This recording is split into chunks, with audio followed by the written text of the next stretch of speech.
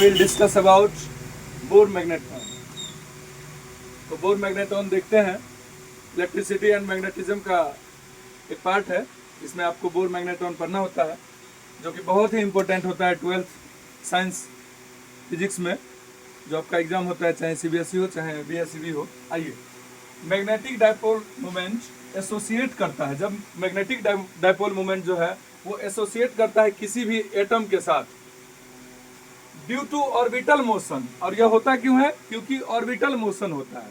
Orbit का जो motion है उसकी वजह से, आप केमिस्ट्री में भी ये सब चीजें पढ़े होंगे, ऑफ एन इलेक्ट्रॉन, इलेक्ट्रॉन का जो ऑर्बिटल मोशन होता है उसकी वजह से डायपोल मोमेंट जो है एसोसिएट करता है in the first orbit of hydrogen atom. और उसमें पहला जो ऑर्बिट है उसमें हाइड्रोजन एटम जो है उसको कहते हैं बोर मैग्नेट्रॉन। तो समझ में आ गया है, ये होगा बोर मैग्नेट्रॉन, जिसमें वो जो ऑर्बिटल मोशन ऑफ इलेक्ट्रॉन है उसमें जो पहला ऑर्बिट है उसमें जो हाइड्रोजन है वही बोर मैग्नेट्रॉन कहलाएगा। लेट माना कि E be the charge of an electron revolving is an orbit of radius R. मान लीजिए कि ये जो रिवॉल्व कर रहा है वो रेडियस आर से रिवॉल्व कर रहा है, ठीक है, उसका रेडियस जो है आर है, with an uniform angular velocity omega.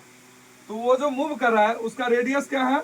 Are, and angular radius जो है स्मॉल आर है, एंड एंगुलर जो है ओमेगा है। एंगुलर उसकी वेलोसिटी जो है, velocity is denoted by v, but here angular velocity, angular is denoted by omega, okay, because it is some tilted, okay. Then equivalent current I is equals to E by T, यानी time period. तो I current बराबर electron moving of electron upon time period. E time period का होता है 2 pi by omega. तो E omega ऊपर चला गया ये, और 2 पाई नीचे, यानी कि आपका क्या हो गया? टाइम पीरियड मतलब करंट बराबर हो गया ई ओमेगा अपॉन 2 पाई। ये आपका निकल गया current, okay. Magnetic dipole moment of an electron. तो मैग्नेटिक डायपोल मोमेंट क्या होता है? एम बराबर आई इंटू ए, यानी करंट इंटू एरिया। तो यहाँ पे आपका करंट जो निकला है ई ओमेगा बाय 2 पाई, तुरंत निकाल चुके हैं। ई omega by 2 pi into area क्या होता है? पाई आर स्क्वायर। एरिया क्या होता है? पाई आर स्क्वायर, ठीक है। तो 1 एम वी आर बराबर एन एच बटा 2 पाई। एम इंटू वी की वेलोसिटी, वी जो है वेलोसिटी जो है उसका होता है आर ओमेगा। वी बराबर आर ओमेगा। ये जब हम पुट कर देंगे आर का आर एज इट इज आ जाएगा, तो एन एच बटा 2 पाई। तो उसके बाद क्या हो गया? R square omega. R square omega, इस एम को नीचे देंगे तो एन एच बटा 2 पाई, और एम ये नीचे आ गया, ठीक है।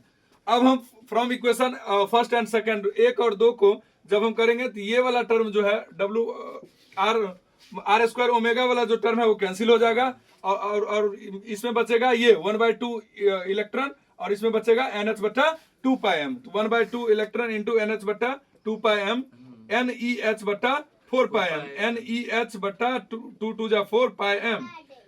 तो फाइनल एम जो है, फाइनल एम बराबर N into mu B. Mu B हम इसको कंसीडर करते हैं, तो whereas mu B is E H बट्टा 4 पाई एम। अब आप देखिए ई एच बट्टा 4 पाई एम, इसको म्यू मान लिया और एन, तो वही लिखा है एन म्यू बी, और म्यू बी की वो वैल्यू हो गई, और यही म्यू बी जो है वो बोर मैग्नेट्रॉन होता है, ठीक है, ओके।